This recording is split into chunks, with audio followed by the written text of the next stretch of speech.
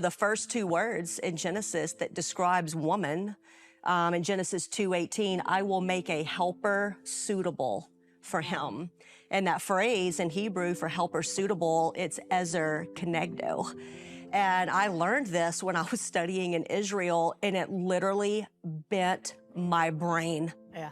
I mean, I was a different creature before this and after it, because that word helper, I'm from rural Mississippi. Come on. Deep South. Yeah, You know, right, we put sugar in our tea. Yeah. You know, it's like sugar in our Fry grits. everything, you baby. know, Fry everything butter. and very butter much everywhere. conservative, just rural church. And so a helper out of my world, my Southern world, is someone secondary.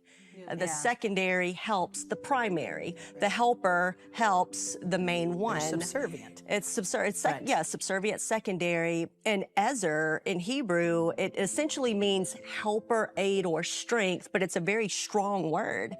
And it carries the idea of strengthening someone in a way they cannot do for themselves. And what just bent my brain and like changed my whole soul the moment I learned this was that throughout the Bible, like usually when we see this word ezer, it's a word that God uses to describe himself in relation to Israel. Yep. And yep. And we So would good. never say that God was secondary to Israel. Sure. We would say God helped, aided, and strengthened Israel in ways she could not do for herself. So I'm sitting here going, time out. Stop, wait. Time out. The first word that God chose to use in the narrative of the Bible to describe woman is a word he uses to describe himself.